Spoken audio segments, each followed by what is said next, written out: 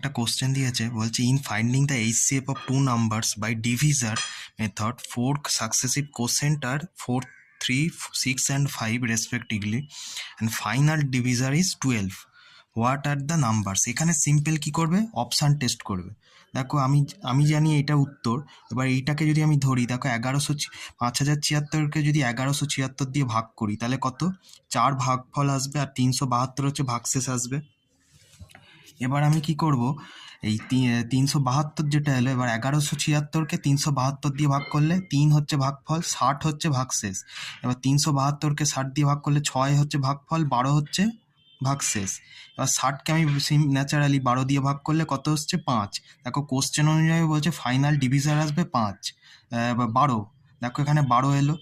আর দেখো আর যে কোশ্চেনগুলো এলো, যেটা হচ্ছে কোসেন্ট, দেখো 4, 3, 6, 5 এলো। তাহলে আমার অ্যান্সার